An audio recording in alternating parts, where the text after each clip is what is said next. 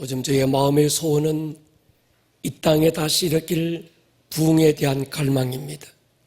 성경에 부흥이라는 단어가 딱 한 번 나오는데 하박국의 기도에서 등장합니다. 이 수년 내에 부흥을 주십시오. In our day, in our time. 우리들의 날, 우리들의 시간에 하나님 부흥을 주십시오.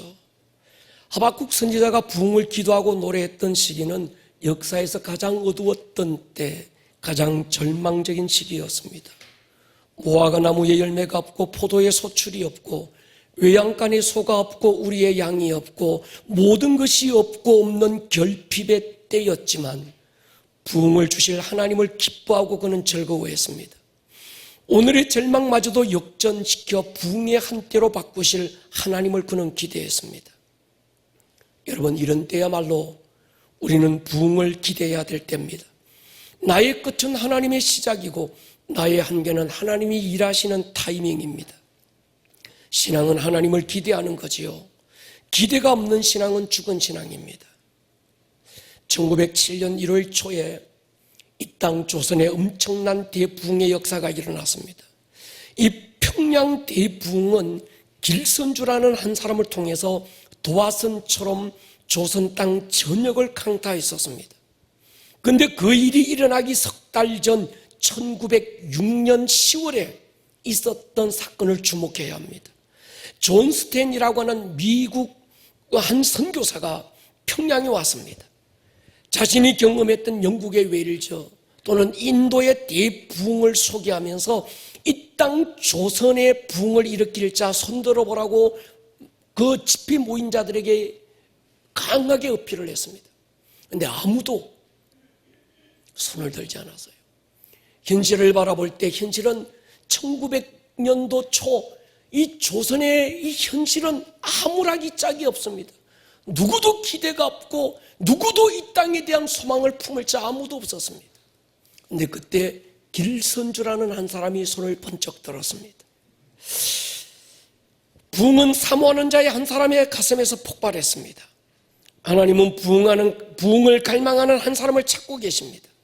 오늘 저와 여러분들이 하나님이 찾으시는 부흥의 주역들이 저와 여러분들이 되고 오늘 이 시대 가운데 일으키는 부흥의 핵심이 저와 여러분들의 우리 교회가 될 수 있기를 주님의 이름으로 축원합니다.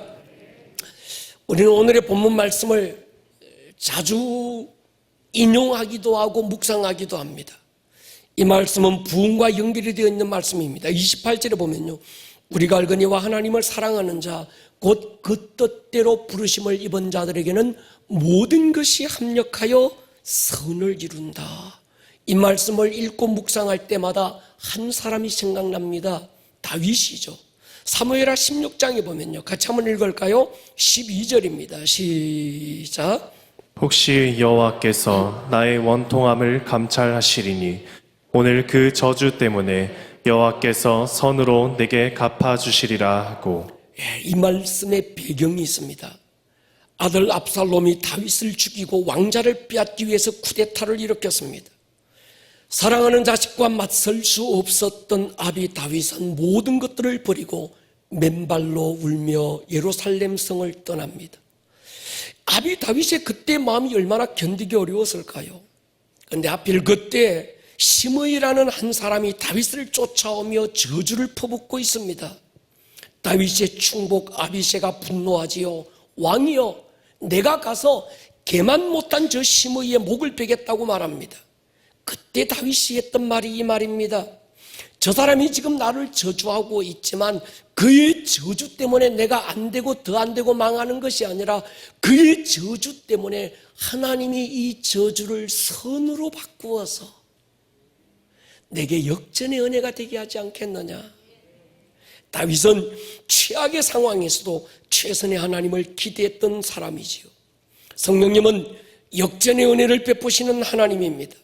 하나님을 사랑하는 자, 곧 그 뜻대로 부르심을 받은 자는 모든 것이 어느 한 부분이 아니고 어느 한 사건만이 아니고 어느 한 때만이 아니라 과거, 현재, 미래 모든 시간, 모든 경험들을 합력해서 선으로 바꾸신다는 말씀이 이 말씀이죠. 우리가 볼 때 모든 것이 다 끝난 것처럼 보일 수 있습니다. 우리가 볼 때 오늘 더 이상 기대조차 남아있지 않은 것처럼 보일 수 있습니다.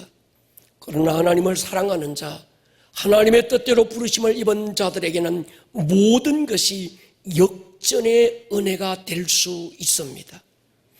저는 아직도 2002년 월드컵을 잊지 못합니다. 그때 카니발 뚜껑이 열리는 차가 처음 나왔을 때 그 뚜껑 열고 그 위에 올라 앉아서 대한민국을 손뼉을 치고 외치면서 인천 땅을 누볐던 때를 기억하고 있습니다. 16강 때입니다. 누구도 우리나라가 월드컵 사상 3번이나 우승을 차지했던 아주리 군단 이탈리아를 이길 거라 예상하지 못했습니다.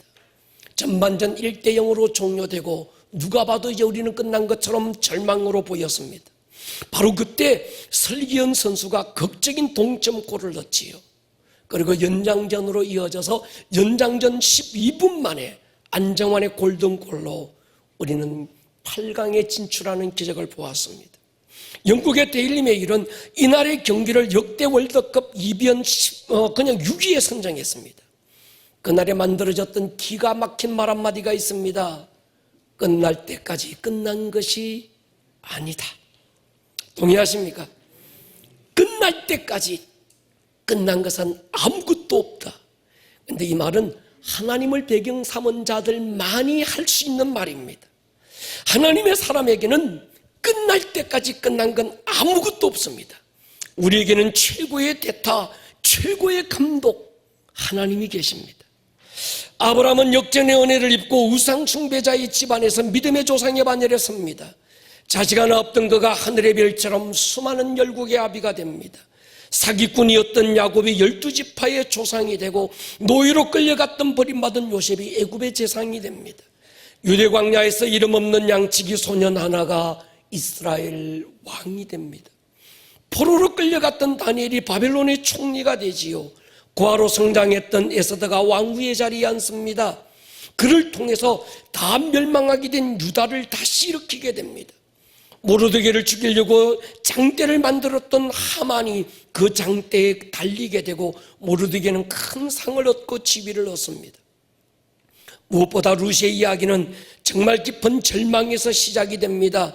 베들레헴의 흉년이 들었을 때 한 가정이 모압으로 이민을 떠나지요. 두 아들을 잃고 남편마저 잃었습니다. 남은 건 시어머니와 두 며느리만 남았습니다. 더 이상의 가능성도 소망이 없을 때 나오미가 루시라는 모압 며느리 하나 데리고 그 베들레헴 고향으로 돌아오지요. 돌아올 때 나오미는 자신의 신세를 이렇게 한탄했습니다. 나를 나오미라고 부르지 마라. 나를 마라라고 불러라. 마라, 썬물 그 말입니다. 자신의 인생이 썬물처럼 됐다는 겁니다.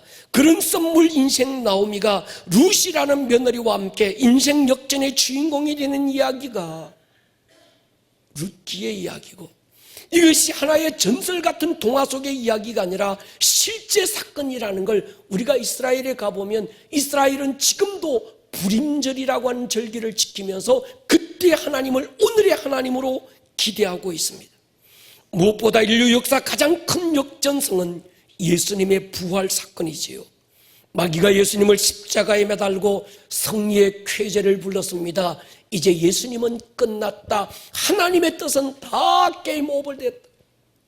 자기가 승리했다는 거예요. 하나님의 한 수가 남았다는 걸 그는 몰랐습니다. 하나님은 그 아들 예수님을 성령으로 무덤에서 일으키셔서 마귀의 머리를 밟으셨습니다. 할렐루야. 예수님 안에 남겨진 역전의 은혜를 아는 사람, 절망을 선택할 수 없는 이유는 그가 예수님의 부활에 연합된 자이기 때문입니다. 우리가 어떤 절망의 상황에서도 절망을 절망시킬 수 있는 이유가 여기 있습니다. 역전의 하나님, 역전의 성령님께서 우리와 함께하고 계시기 때문인 줄로 확신합니다. 예수님은 비유로 많은 말씀을 하셔서요, 하나님은 이런 분이다, 하늘나라는 이런 곳이라 가르치실 때 꼭 비유로 하시더라고요. 비유로 말씀하신 이유가 있습니다. 인간의 언어로 말을 해야 인간이 알아들을 수 있는 거예요.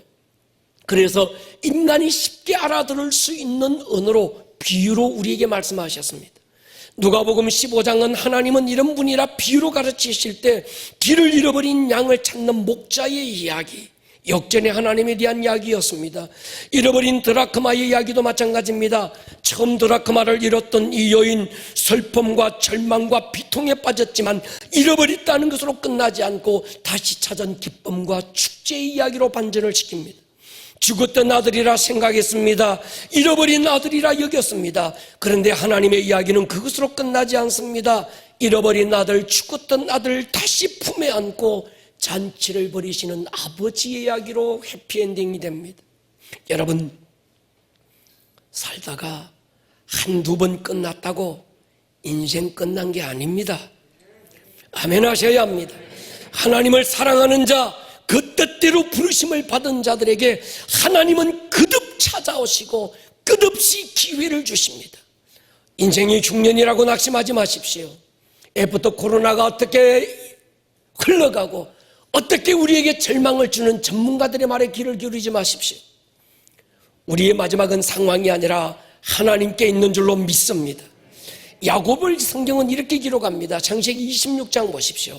12, 13절 언어로 목소리와 함께 읽겠습니다. 시작. 이삭이 그 땅에서 농사하여 그 해에 100배나 얻었고 여호와께서 복을 주심으로 그 사람이 창대하고 왕성하여 마침내 거부가 되어. 이삭이 농사에서 100배나 얻은 그 땅, 그 해는 인생의 가장 황폐했던 땅, 가장 흉년의 시기였습니다. 26장 1절에 보면요, 아브라함 때 첫 흉년이 들었더니 그 땅에 또 흉년이 들매 이삭이 그랄로 가서 브레샤도 왕 아비멜렉에게 이르렀다. 그 땅, 약속의 땅에 첫 흉년이 들었을 때 아브라함도 그 흉년을 이기지 못하고 애굽으로 피난을 떠납니다. 그리고 거기서 많은 고난을 당하지요. 그런데 그 잔인했던 흉년이 아들 이삭의 때 다시 찾아왔습니다. 그런데 이삭은 아브라함처럼 약속의 땅을 떠나지 않습니다. 끝까지 함께 하시는 하나님을 신뢰하고 의지합니다. 결과 같은 흉년에도 이삭은 100배나 받았고 거부가 됐다. 하나님이 그를 형통하게 했다. 성경은 기록합니다. 인생의 흉년의 때를 만났다고 약속의 땅을 떠나 도피하지 마십시오. 우리가 어디서 뭘 하느냐보다 누구를 의지하고 있느냐가 훨씬 더 중요합니다. 오늘의 내 상황보다 나와 함께 하시는 하나님이 어떤 분인가를 아는 것이 더 중요합니다. 하나의 문이 닫혔다고 절망하지 마십시오. 하나님은 다른 더 좋은 문을 어딘가에 열어두고 계십니다. 잃어버린 것, 닫힌 문만 바라보면 절망하지요. 하나님은 잃어버린 것에서 눈을 돌려서 아직도 내 손에 남겨진 것에 초점을 맞추게 합니다. 비록 오늘 남겨진 것이 보잘것없어도 그 작은 하나를 통해서 새로운 하나님의 역사를 창조하시는 분이죠. 그래서 하나님께서 우리에게 찾아오실 때마다 꼭 물으시는 것이 있습니다. 네게 남은 게 뭐니? 오늘 네 손에 가진 게 무엇이냐? 다 잃어버리고 하나만 남았을지라도 여러분 그걸 무시하지 마십시오. 그것을 통해서 하나님은 하나님의 역전의 드라마를 써나가실 줄로 믿습니다. 모세 보십시오. 다 잃어버렸습니다. 왕궁의 화려한 부귀영화, 명예 권력 다 잃었습니다. 미디안 광야에서 내게 남아진 것 아무것도 없다고 절망하고 있던 모세, 하나님이 찾아오셔서 가장 먼저 물으시는 게 뭡니까? 출애굽기 4장 2절에 보면요, 모세야 네 손에 있는 게 무엇이냐 이거 물었어요. 하나님, 지팡이밖에 없는데요. 마른 막대기인데요. 이 마른 막대기에 무슨 꽃이 피고 이 마른 막대기에 무슨 변화가 일어나고 이 마른 막대기 하나에 무슨 역사가 일어나겠느냐는 겁니다. 결국 하나님의 부름을 받고 모세는 부르심의 자리로 돌아옵니다. 20절에 보면요, 모세가 그의 아내와 아들들을 나귀에 태우고 애굽으로 돌아가는데 이 부분이 굉장히 중요합니다. 모세가 하나님의 지팡이를, 전에는 마른 막대기였어요. 미디안 광야에 나뒹굴고 있는 소망 없는 마른 막대기였는데 하나님 앞에 부르심 받고 나니까 하나님이 하나님의 지팡이라고, 그 지팡이 하나 손에 잡고 다시 부름의 자리로 가고 있는 겁니다. 비록 아무 쓸모없는 광야에 던져진 마른 막대기지만 그 막대기를 통해서 홍해를 가릅니다. 그 막대기를 통해서 반석을 가르고 생수를 쏟습니다. 나중에 나라를 구하고 민족을 다시 일으키잖아요. 오늘 여러분의 손이 잡고 있는 지팡이가 무엇입니까? 그 지팡이가 무엇이든 그것을 통해서 하나님은 홍해를 가를 것입니다. 비록 쓸모없는 것처럼 보일 수 있습니다. 보잘것없는 것처럼, 내세울 것 없고 자랑할 것 없는 것처럼 초라하게 보일 수 있지만, 그러나 그 작은 하나가 하나님의 역사의 초석이 될 줄로 믿습니다.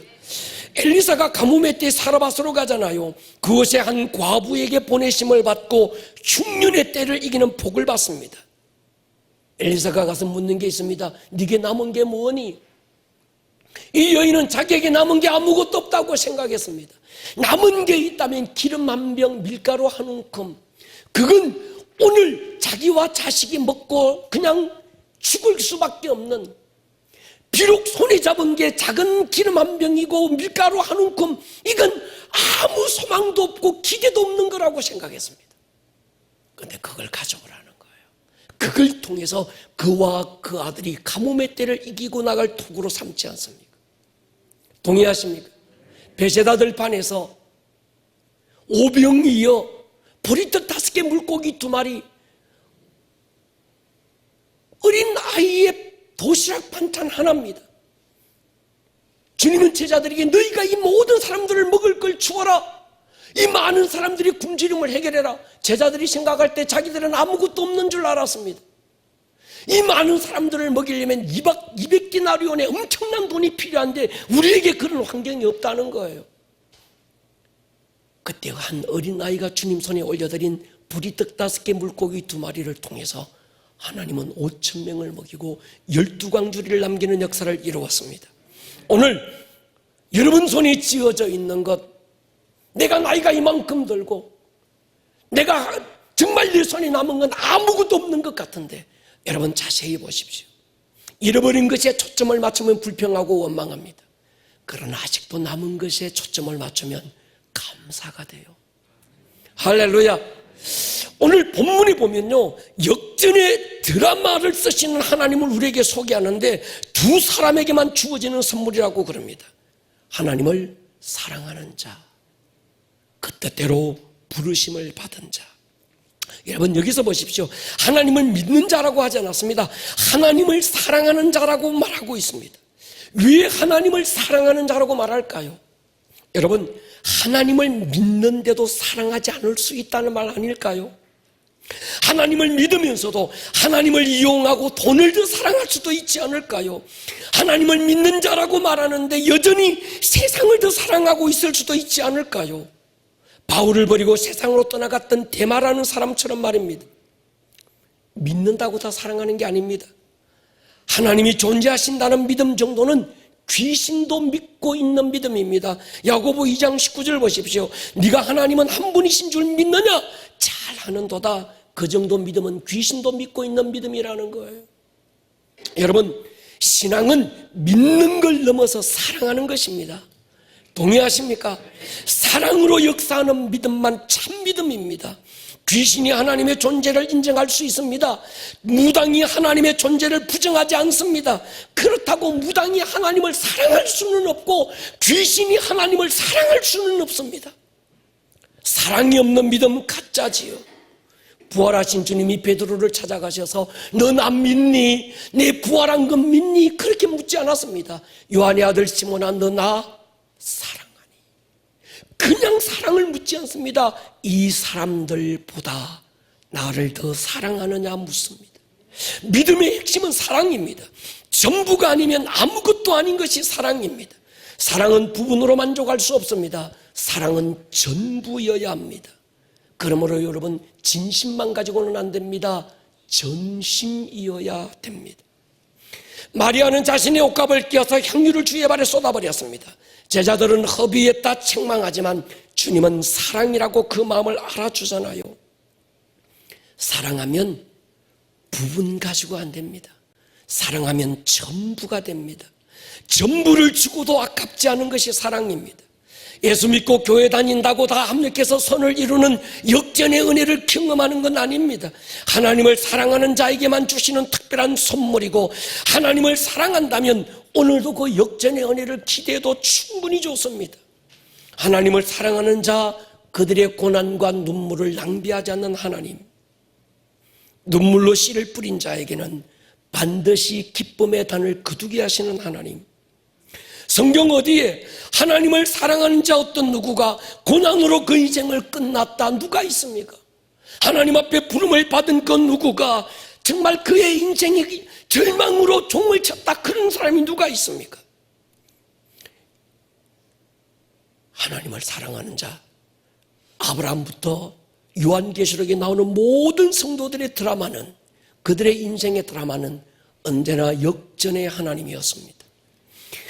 두 번째는요, 하나님의 뜻대로 부르심을 받은 자에게 이 은혜가 주어진다는 거예요. 여기서 부르심이라는 단어에 집중해야 합니다. 요즘 우리 교회는 이 부르심이라는 단어에 집중하고 있습니다. 소명과 사명이라는 단어가 있는데, 소명은 부르심을 받았다는 말이고, 사명은 부르심을 받은 자의 삶의 열정, 태도를 말합니다. 믿음의 출발은 부름을 받았다는 것에서 시작합니다. 내가 은혜 받고 나면, 내 안에 성령님이 오시고 나면 제일 먼저 이 생명을 통한 하나님의 부르심이 뭘까에 집중하게 되어 있습니다. 전에는 아빠 엄마의 사랑의 결과로 태어난 줄 알았는데, 믿음을 가지고 성령님을 만나고 보니까 내가 그저 태어난 것이 아니라 하나님이 나를 세상에 보내셨다는 사실에 눈이 열립니다. 그 부모에게, 그 집안에서, 그 나라의 그 시대에 하나님이 나를 보내셨다는 소명의식이 신앙의 출발인 거지요. 여러분, 부르심 없이 태어난 사람은 아무도 없습니다. 우리 모두는 그저 태어난 오발탄이 아닙니다. 하나님의 뜻이 있어 태어났고 그 일을 위해서 부르심을 받아 오늘 아름다운 꿈의 교회 성도가 됐고 이 예배 자리에 앉아있는 줄로 믿습니다. 포로로 끌려왔던 에스더가 어느 날 페르시아 왕후의 자리에 앉게 됩니다. 자기는 운이 좋아서 남다른 미모 때문에 그 자리에 앉은 줄 알았습니다. 그런데 하루는 자신을 양육해 주었던 사촌 모르드게가 사람을 보내지요. 이런 전가를 보냅니다. 지금 페르시아 전국의 유다인들이 다 멸절하게 됐다는 겁니다. 하만이라고 하는 한 장관이, 아말렉의 후손인 이 사람이 유다인들을 멸절할 계략을 짜고 이미 왕의 결재를 받아놓고 이제 날만 기다리고 있다는 겁니다. 이 민족이 살 수 있는 유일한 길은 왕후 에스더, 네가 왕에게 나아가서 이 사실을 알리는 것 하나밖에 없으니 왕에게 나아가 보라고 말합니다. 그때 에스더가 왕에게 나아가기를 주저하지요. 이유가 있습니다. 왕이 부르지도 않았는데 왕에게 나아가는 사람은 페르시아 왕궁 법도에 왕을 암살하는 의도가 있는 것으로 간주합니다. 그리고 그 자리에서 처형을 당합니다. 지금 아하수에로 왕은 성격이 굉장히 개팍한 왕입니다. 어디로 튈지 모르는 왕입니다. 직전 왕후 와서디도 왕이 부르는데 오지 않았다고 그 자리에서 폐위시켜버렸던 왕입니다. 무엇보다 왕이 에스더를 찾지 않은 지 꽤 많은 시간이 지났습니다. 주저하고 있는 에스더에게 모르드게가 한마디를 던지지요. 같이 한번 읽겠습니다. 에스더 4장 13, 14 시작. 모르드게가 그를 시켜 에스더에게 회답하되 너는 왕궁에 있으니 모든 유다인 중에 홀로 목숨을 건지리라 생각하지 말라. 이때 내가 만일 잠잠하여 말이 없으면 유다인은 다른 데로 말미암아 노임과 구원을 얻으려니와 너와 내 아버지의 집은 멸망하리라. 내가 왕후의 자리를 얻은 것이 이때를 위함이 아닌지 누가 알겠느냐 하니. 모르드게가 에스더에게 던졌던 이 한마디가 제 인생을 바꾸었습니다. 아, 나는 우리 엄마 아빠가 실수로 태어난 자가 아니구나. 제가 어렸을 때 동네 어른들이 늘 그 얘기해요. 다리 밑에서 너 주워왔어. 네 엄마는 다리 밑에 가보면 풀빵 끓고 있다는 거예요. 진짜 그런 줄 알았습니다. 그런데 제가 믿음의 눈이 열리고 나니까 저는 다리 밑에서 주워온 자식이 아니더만요. 하나님이 나를 아시고. 할렐루야. 오늘 내가 앉은 그 자리, 오늘 내가 가지고 오던 경험들이 이때 이 일을 위하여 준비되었다는 사실에 눈이 열린 자만 부르심이 뭔지를 아는 사람입니다. 여러분 생각해 보십시오. 오늘 여러분들이 가진 경험, 지식, 환경 모든 건 우연히 주어진 게 아닙니다. 우연히 그 공부한 거 아니에요. 우연히 그 경험 얻은 게 아닙니다. 우연히 오늘 그 자리에 앉아 있는 게 아닙니다. 우연히 그 사람 만난 게 아닙니다.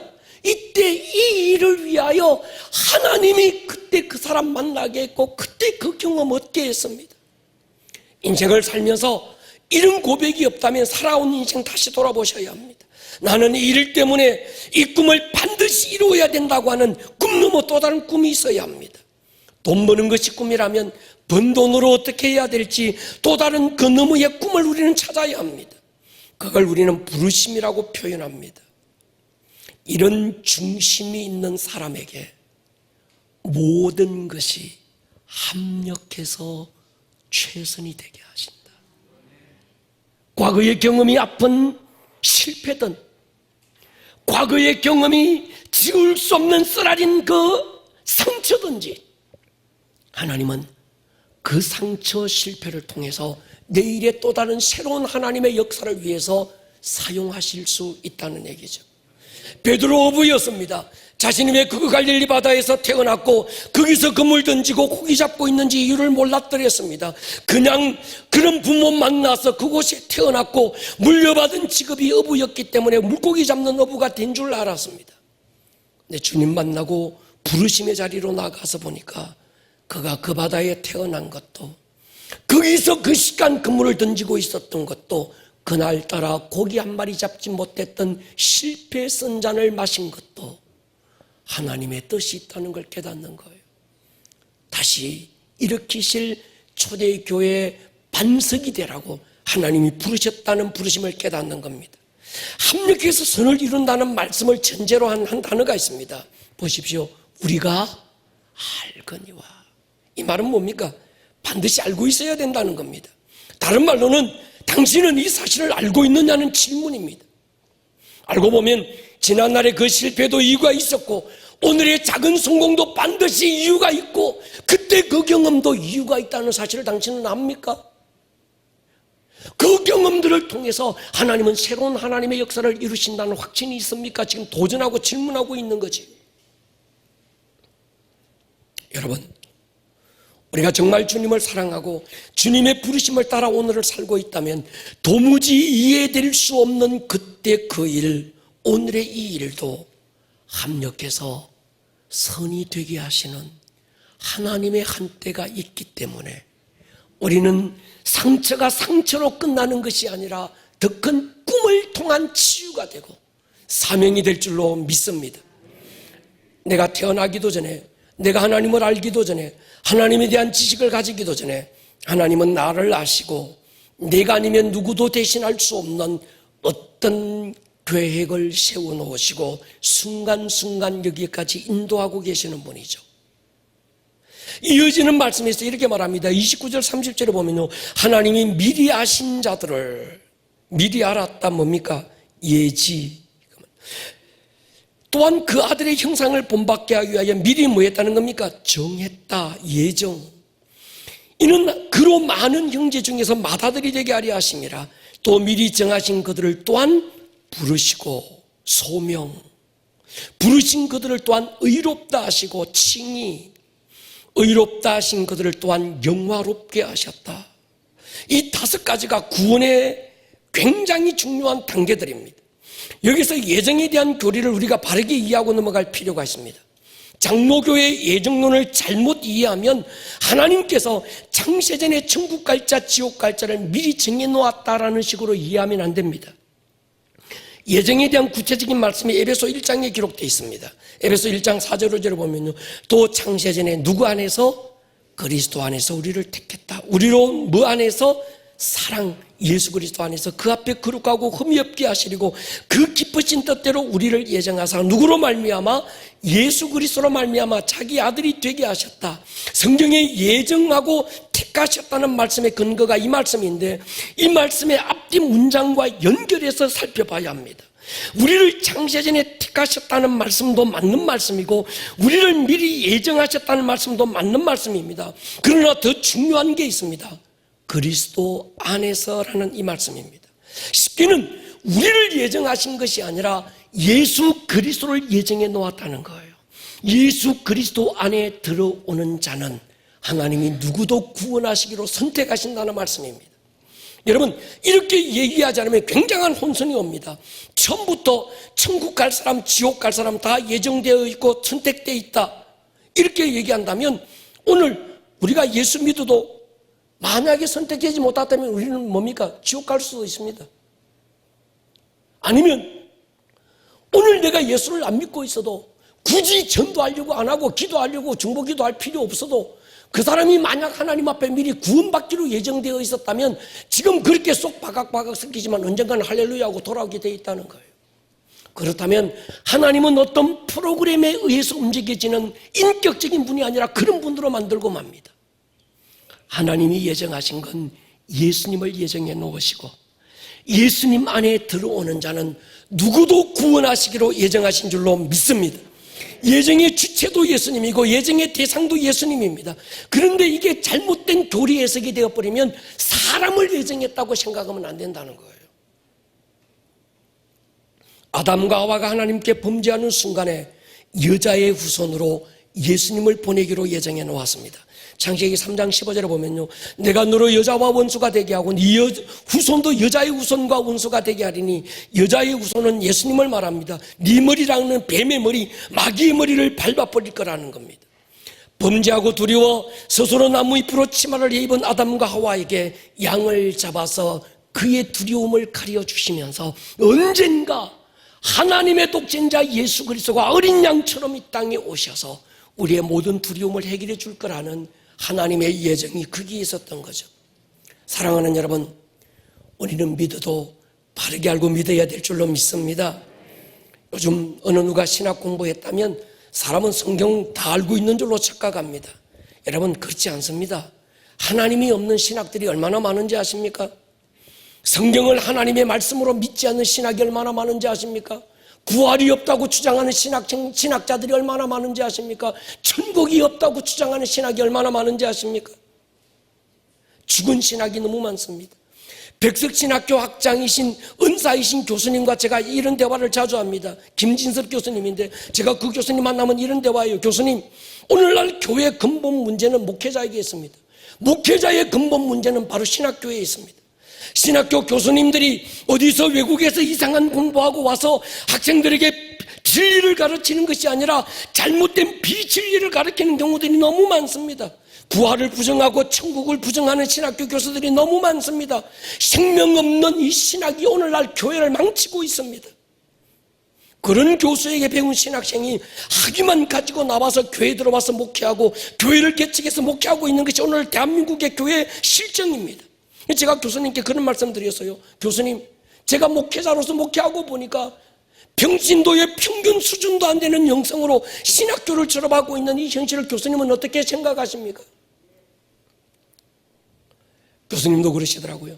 본인이 신학교 학장이지만 그런 현실이 너무 가슴 아프다는 거예요. 하나님의 말씀을 인간의 제한적인 이성으로 다 이해할 수 없습니다. 분석하고 연구한다고 알게 되는 게 아닙니다. 어떤 사람은 그러더라고요. 우리 목사님 말씀을 잘 쪼개야. 여러분, 목사는 말씀 잘 쪼개는 이런 나무꾼이 아닙니다. 동의하십니까? 하나님의 말씀은 우리가 쪼개는 대상이 아닙니다. 우리가 믿어야 될 믿음의 대상인 줄로 믿습니다. 내 머리로 이해 안 되고 납득이 안 되는 분이 하나님입니다. 그렇기 때문에 그분의 말씀도 우리가 다 이해할 수 없습니다. 그래서 성경은 이해하라고 말씀하지 않고 믿으라고 합니다. 어떤 분이 제게 그러더라고요. 목사님, 성경을 아무리 읽어도 이해가 안 돼서 재미가 없어서 못 읽겠대요. 제가 충고를 해드렸습니다. 이해하려고 읽지 말고 믿으려고 읽어라. 이해하려고 읽으면 재미 하나도 없고 마탱이가 없다. 그러나 믿고 순종하려고 읽으면 곱씹을수록 맛이 날 줄로 믿습니다. 마케팅 시장에 이런 이야기가 있습니다. 소비자는 무조건 옳다. 말도 안 되는 말이지요. 소비자가 무조건 옳을 수는 없습니다. 그러나 사업을 하시는 분들이 이 절대적인 기준을 놓치고는 사업을 접어야 됩니다. 고객 감동 수준이 안 됩니다. 고객 졸도 정신으로 사업해야 시장 경쟁에서 겨우 살아남을 수 있습니다. 성경을 읽을 때 이 정신이 필요합니다. 따라하십시다. 하나님은 무조건 옳다. 성경은 무조건 진리다. 이 정신으로 신앙생활을 하는 사람이 하나님을 경험합니다.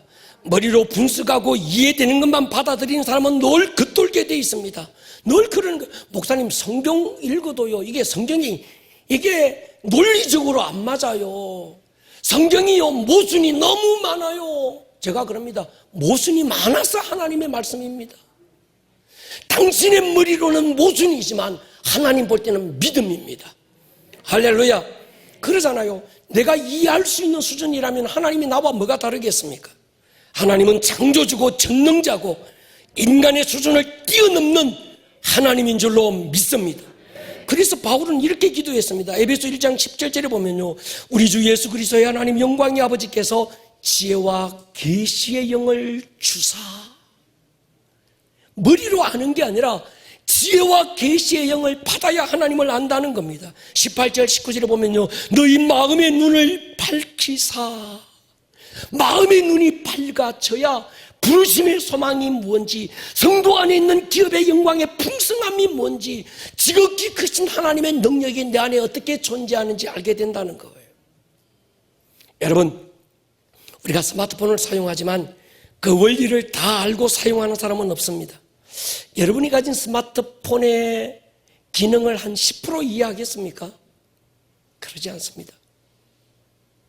일부 예배 때 참석했던 그 집사님께 제가 물었어요. 집사님, LG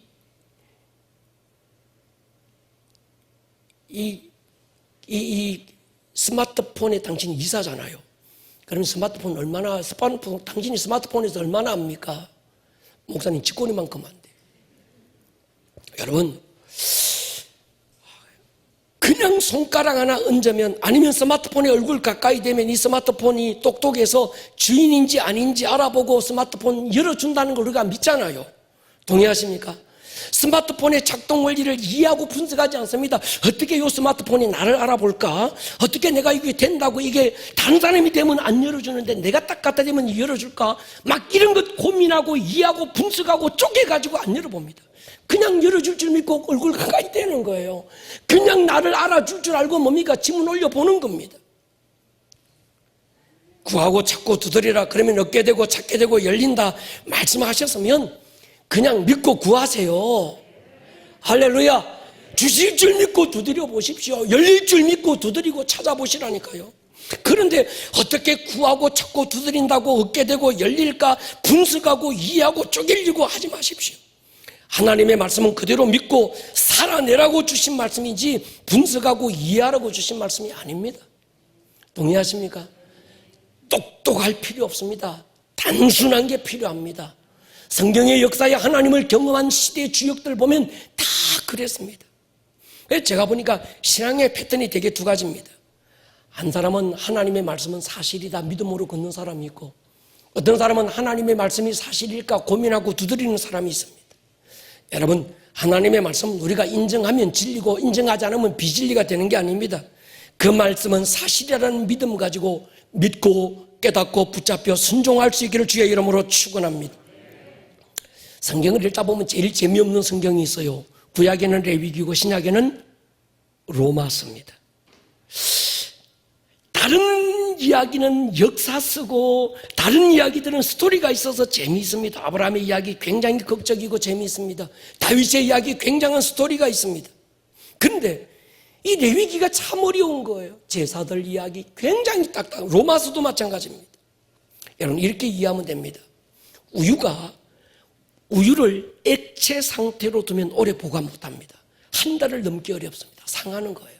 그런데 이걸 분말로 만들어서 가루로 만들어 놓으면 1년도 냉장 보관하면 잘 보관될 수 있습니다. 레위기나 로마서 같은 건 분말입니다. 근데 이걸 그냥 먹기는 힘듭니다. 이걸 다시 액체로 만들어서 우리가 마셔야 합니다. 할렐루야. 그러니까 레위기나 로마서 같은 경우는 이건 그 분말된 가루와 똑같다고 생각합니다. 그래서 이 이야기가 다른 성경에 그냥 액체로 마시기 쉽도록 풀어놓은 게 다른 역사 쓰고 다른 모든 이야기들입니다. 그러니까 모든 말씀의 가장 근본이 되는 게 구약에서는 레위기고 신약에서는 로마서인 거예요. 그러니까 여러분, 이 말씀도 굉장히 중요합니다. 그래서 설교는 뭔가 하면 이 분말을 여러분들이 잘 드시기 쉽도록 액체로 만들어서 우유로 만들어서 드리는 게 설교라는 겁니다. 이해가 되면 아멘 하십시다. 여러분, 그냥 교회 다니는 자로 남아서는 안 됩니다. 단순하게 예수 믿는 믿음만으로도 안 됩니다. 어제의 신앙에 만족하지 말고 어제와 다른 믿음의 진보를 사모해야 합니다. 하나님을 사랑하는 자로, 할렐루야, 믿는 자를 뛰어넘어 사랑하는 자로, 존재를 뛰어넘어 부르심을 받은 자로 오늘을 살아갈 때 내가 가진 어제의 경험들이 아픔이든 어쩌면 실패든 어쩌면 지울 수 없는 큰 어떤 그런 그 아픈 흔적이든 아니면 작은 이룬 성공이든 그것은 내일 이때 이 일을 위하여 합력해서 선으로 쓰시는 역전의 하나님을 경험할 수 있습니다. 코로나, 애프터 코로나 이 사태를 많은 사람들이 두려움으로 또는 절망으로 진단합니다. 여러분, 뉴스 좀 보지 말았으면 좋겠어요. 뉴스 보면 볼수록 절망합니다. 전문가들의 진단 들으면 들을수록 암울합니다. 우리 마음은 우울해지고 답답하고 캄캄해집니다. 우리는 이런 때일수록 부흥을 노려야 되고, 할렐루야, 부흥을 갈망해야 되고, 우리의 내일에 합력하여 선으로 이루시고 역전의 드라마를 쓰실 하나님을 누군가는 선포해야 되고 누군가는 노래해야 되지 않겠냐는 거예요. 우리 교회가 그 하나님을 경험하는 놀라운 부흥의 촉발점이 될 수 있기를 주의 이름으로 축원합니다. 머리를 한번 숙여보겠습니다. 사랑하는 여러분,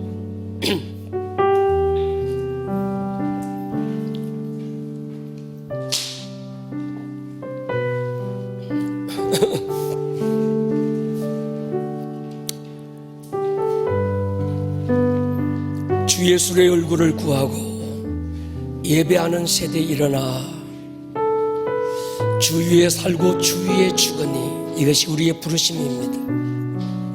하나님, 내가 주님 사랑하는 자가 되기 원합니다.